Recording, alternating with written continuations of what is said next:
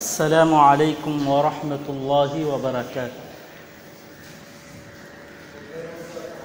الحمد لأہلہ والصلاة لأہلها اما بعد۔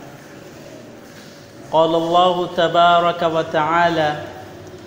والذین یؤتون ما آتوا وقلوبهم وجلة انہم الی ربهم راجعون أولئك يسارعون في الخيرات وهم لها سابقون۔ وقال النبي صلى الله عليه وسلم من فرج قربة فرج الله له قربة من قربات يوم القيامة أو كما قال عليه الصلاة والسلام۔ خدا رحم کرتا نہیں اس بشر پر،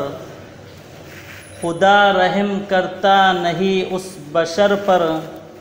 نہ ہو درد کی چوٹ جس کے جگر پر، نہ ہو درد کی چوٹ جس کے جگر پر، کسی کے آفت گزر جائے سر پر، کسی کے آفت گزر جائے سر پر، پڑے غم کا احساس نہ اس بے اثر پر، پڑے غم کا سایہ نہ اس بے اثر پر، کرو مہربانی تم اہل زمیں پر، کرو مہربانی تم اہل زمیں پر، خدا مہرباں ہوگا عرش بری پر۔ محترم بزرگوں، عزیز دوستوں اور نوجوان، اللہ رب العزت نے ہر انسان کو ایک دل دیا ہے جو خوشی اور غمی کے احساسات کو ظاہر کرتا ہے۔ اس دل کے اندر مناظر کو دیکھنے کے بعد، حالات کو دیکھنے کے بعد دل کے اندر اثر پیدا ہوتا ہے، جذبات پیدا ہوتے ہیں، احساسات پیدا ہوتے ہیں۔ حدیث شریف میں یہ بات موجود ہے،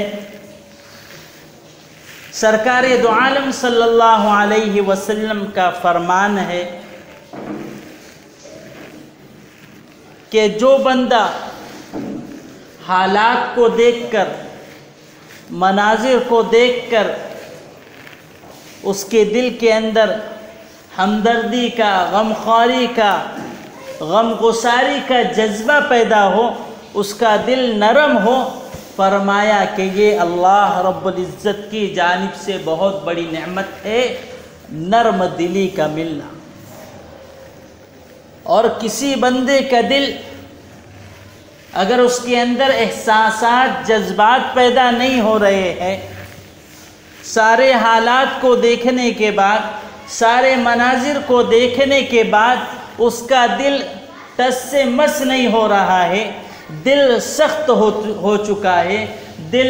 پتھر کی طرح ہو چکا ہے، فرمایا کہ یہ اس کی بدبختی اور محرومی کی علامت ہے۔ نبی علیہ السلام کا فرمان ہے لا تنزع الرحمت الا من شقی، کہ مہربانی اسی بندے کے دل سے نکالی جاتی ہے جو بدبخت اور محروم ہوتا ہے۔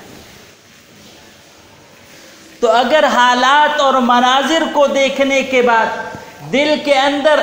ہمدردی کا جذبہ پیدا ہو رہا ہے، غمخواری کا جذبہ پیدا ہو رہا ہے، تو یہ اللہ رب العزت کی جانب سے بہت بڑی نعمت ہے، اور اس ہمدردی کو اور اس غمخواری کو اور خیرخواہی کے جذبے کو آگے بڑھانا اور اس میں اپنا حصہ لگانا، یہ بہت بڑی نیکی کا کام ہے۔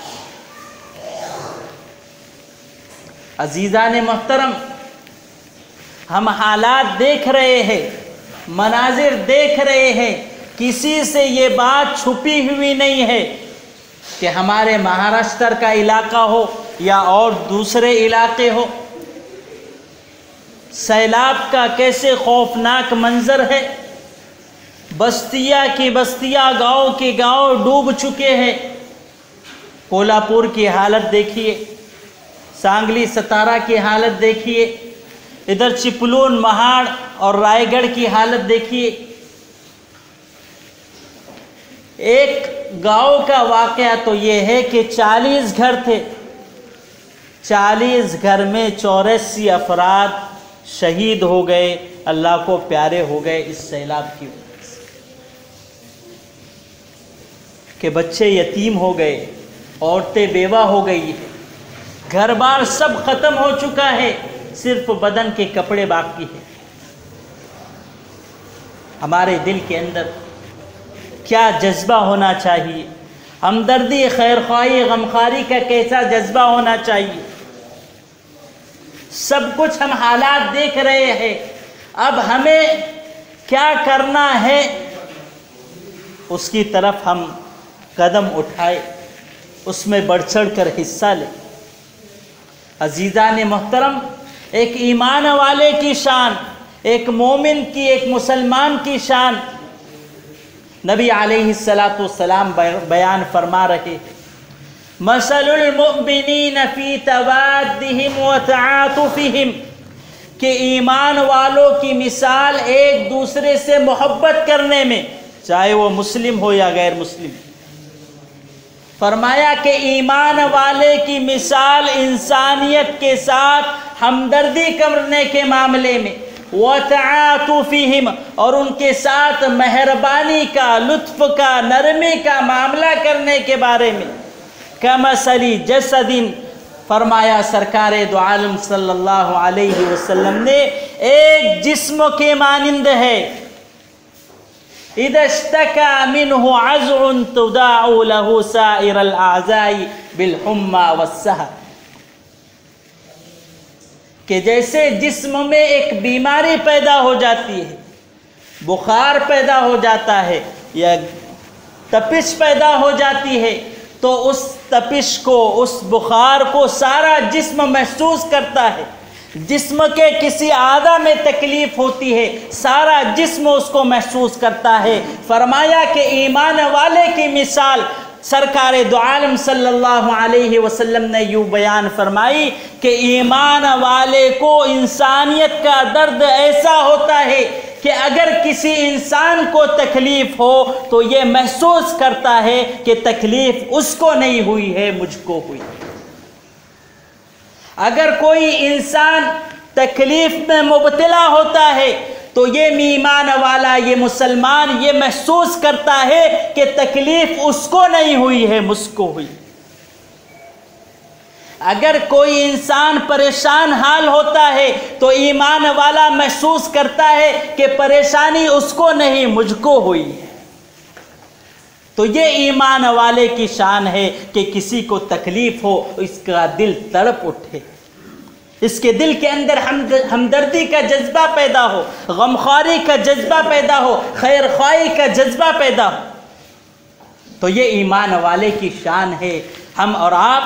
ایمان کا دعویٰ کرنے والے ہیں، مسلمان اور ایمان کا دعویٰ کرنے والے ہیں، اگر ہمارے دل کے اندر یہ احساس نہیں ہے تو یوں سمجھیے کہ ہمارا ایمان ناقص ہے، نامکمل ہے۔ اس لیے دلوں کے اندر یہ جذبات پیدا کرے، ہمدردی کے، غمخواری کے، غمگساری کے، اور حالات پر ہم نظر دوڑائے کہ سیلاب زدہ جو علاقے ہیں ان کے ہم حالات کو معلوم کرے۔ ایمان والا اس کو معلوم کرتا ہے، اس کے احساس کو اپنے دل میں پیدا کرتا ہے اور اس کے لیے قدم اٹھاتا ہے کہ میں ان کے لیے کیا کر سکتا ہوں۔ عزیزان محترم، ہر آدمی اپنے بساط کے مطابق، اپنے استطاعت کے مطابق، اپنی طاقت کے مطابق جو کچھ کر سکتے ہیں ان کے لیے کرنا چاہیے۔ یہ ایمان والے کی شان ہے کہ انسانیت کے لیے اس کے اندر غمخواری ہوتی ہے، ہمدردی کے جذبات ہوتے۔ جو شعر میں نے آپ کے سامنے پڑھا تھا وہ شعر کا یہی مطلب ہے کہ خدا رحم کرتا نہیں اس بشر پر، خدا رحم کرتا نہیں اس بشر پر، نہ درد ہو جس کے، نہ درد کا چوٹ ہو جس کے جگر پر، نہ درد کی چوٹ ہو جس کے جگر پر، کسی کے آفت گزر جائے سر پر، پڑے غم کا سایہ نہ اس بے اثر پر، کرو مہربانی تم اہل زمیں پر، خدا مہرباں ہوگا عرش بری پر۔ حدیث پاک میں اسی طرف اشارہ ہے، الراحمون یرحمہم الرحمن ارحموا من فی الارض یرحمکم من فی السماء، کہ جو رحم کرنے والے ہوتے ہیں، جو مہربانی کرنے والے ہوتے ہیں، جن کے دلوں میں ہمدردی کا، خیر خواہی کا، غمخواری کا جذبات موجود ہوتے ہیں، فرمایا کہ ایسے مہربانی کرنے والے ان پر اللہ خود رحم کرتے ہیں، اللہ خود مہربانی کرتے ہیں۔ اور پھر حکم دیا گیا ہے ایمان والوں کے لیے کہ تم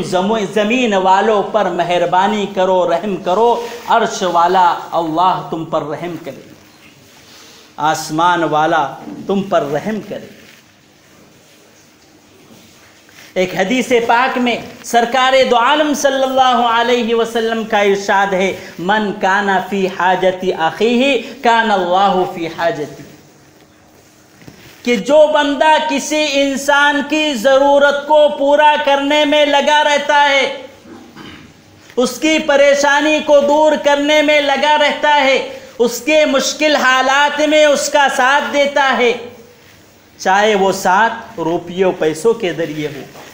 چاہے وہ ساتھ تسلی کے ذریعے سے ہو، چاہے وہ ساتھ اس کے ساتھ کھڑے ہونے کے ساتھ ہو، فرمایا کہ جب کوئی اس کی ضرورت کو پورا کرنے میں لگتا ہے، اللہ تعالیٰ اس کی ضرورتوں کو پورا فرماتے ہیں، اللہ تعالیٰ اس کے کاموں کو آسان کرتے ہیں، اللہ تعالیٰ اس کی مشکلات کو دور کرتے ہیں، اس کی مصائب پریشانی بلاؤں کو دور کرتے ہیں۔ تو ایمان والے کی شان تو یہ ہوتی ہے کہ وہ اپنے بھائیوں کی، اپنی انسانیت کی ہمدردی کے لیے اس کے کاموں میں ہاتھ بٹاتا ہے، اس کی ضرورتوں کو پورا کرتا ہے، اس کی مشکلات کو دور کرتا ہے،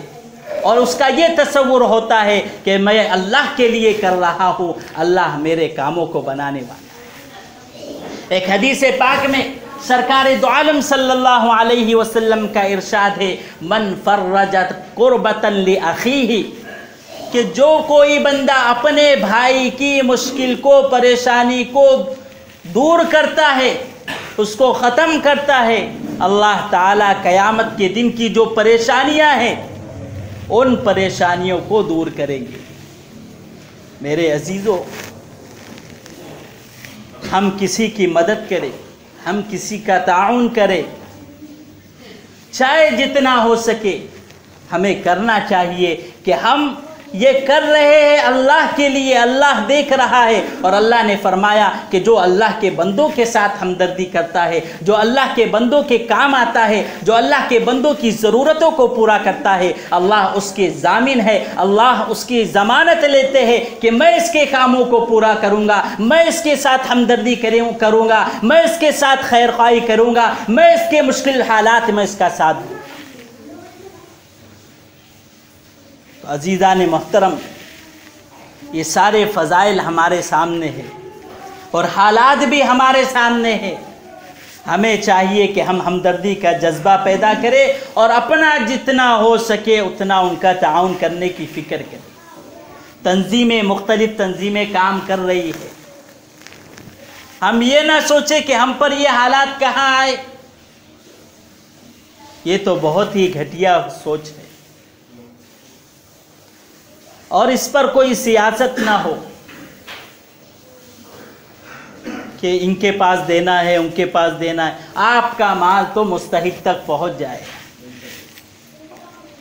آپ نے دے دیا، کسی تنظیم کے تابع کر دیا، آپ نے اپنا فریضہ انجام دے دیا، اور تنظیم اس کے لیے جو ہے مستقل محنت کر رہی ہے، وہاں تک راشن کو پہنچا رہی ہے، روپیوں کو پیسہ پہنچا رہی ہے، اور ان کے کام آ رہی ہے، وہاں تک لوگ پہنچ چکے۔ تو ہم تو بہت لیٹ ہو چکے ہیں، اس لیے ہمیں کوشش کرنا چاہیے کہ جلدی سے جلدی ہمیں جتنا ہو سکے ہم ان کا تعاون کریں۔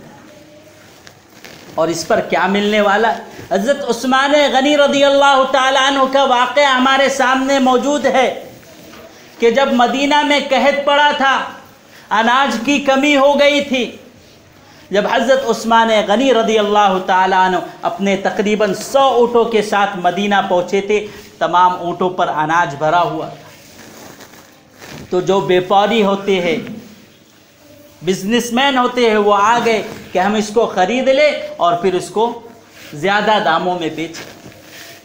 تو حضرت عثمان غنی رضی اللہ تعالیٰ عنہ کے پاس بزنس مین، تجارت کرنے والے آ گئے کہ ہمیں بیچ دو، کتنے میں خریدے ہیں؟ ہم 2 پٹ گنا اس کی رقم دیں گے۔ کسی نے 5 پٹ، کسی نے 10 پٹ، کہ 10 گنا ہم اس کی رقم دیں گے، آپ ہم کو دے دو، ہم آگے اس کو فروخت کریں گے۔ حضرت عثمان غنی رضی اللہ تعالیٰ عنہ نے فرمایا کہ میں اس ہاتھ بیچوں گا جو بہت دینے والا ہے، جو زیادہ دینے والا ہے۔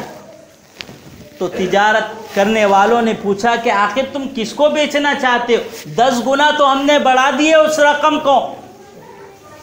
تو کون زیادہ دینے والا ہے؟ ذرا بتلائیے۔ تو فرمایا کہ میں اس اللہ کے ساتھ بیپار کرنا چاہتا ہوں، میں اس اللہ کے ساتھ تجارت کرنے والا ہوں جو بہت دینے والا ہے۔ کہا کہ یہ تمام مال 100 اونٹ جو اناج سے بھرا ہوا تھا، سارے مدینے میں غریبوں میں تقسیم کر دیا کہ اللہ اس کا 1000 پٹ ہم کو دینے والا ہے، کہ جتنا اخلاص کے ساتھ بندہ دے گا اتنا ثواب اس کا بڑھ جائے گا۔ تو حضرت عثمان غنی رضی اللہ تعالیٰ عنہ کا واقعہ ہمارے ساتھ، ایسے بے شمار واقعات ہیں ہمدردی کے، غمخواری کے۔ چونکہ وقت کم ہوتا ہے اس لیے ساری تفصیل کو نہیں بتلایا جا سکتا، بس ضرورت اس بات کی ہے کہ آج جو حالات ہمارے سامنے ہے ہم اس کو معلوم کریں۔ سب کو تو معلوم ہے، پھر بھی کوشش کریں کہ کیسے کیسے حالات ہیں تاکہ وہ ہمدردی کا جذبہ پیدا ہو اور ہم اپنے اعتبار سے ان کا تعاون کر سکیں۔ اس لیے ہمیں کوشش کرنا چاہیے کہ جو بھی اس لائن سے کام کر رہا ہے ہم اس میں حصہ لیں، کام اور اس کو جو ہے اس تنظیم کو تقویت دے تاکہ وہ آگے جو ہے غریبوں کے حال کو معلوم کر کے ان تک اس رقم کو، اس اناج کو پہنچائے۔ یہ ہماری ذمہ داری ہے، ایمان والے کی ذمہ داری ہے، یہ فریضہ ہے۔ اور یہ آج کا کام نہیں ہے کہ آج کر لیا کل نہیں، بلکہ کوشش یہ کرنا چاہیے کہ ہم کمائی کا ایک حصہ ایسے لوگوں کے لیے، غریبوں کے لیے، رشتہ داروں کے لیے بنائے رکھے، ایک غلہ بنا لے مستقل کہ جو کماتے اس میں سے ایک حصہ ہمارا کیا ہو، غریبوں کے لیے ہو، ضرورت مندوں کے لیے ہو۔ یہ ہونا چاہیے۔ یہ اسلام اور مسلمانوں کی شان تھی کہ ان کا بیت المال ہوا کرتا تھا، ان کا بیت المال ہوا کرتا تھا جس میں لوگ رقم جمع کرتے تھے اور ضرورت مندوں تک وہ پہنچائی جاتی تھی۔ جب سے اس چیز کو ہم نے چھوڑ دیا ہے ہم نقصان اور پریشانی میں مبتلا ہوتے جا رہے ہیں۔ بہرحال جو باتیں بتلائی گئی ہے اللہ تعالی ہم سبوں کو عمل کرنے کی توفیق نصیب فرمائے اور زیادہ سے زیادہ اس میں حصہ لینے کی توفیق نصیب فرمائے۔ وآخر دعوانا ان الحمد للہ۔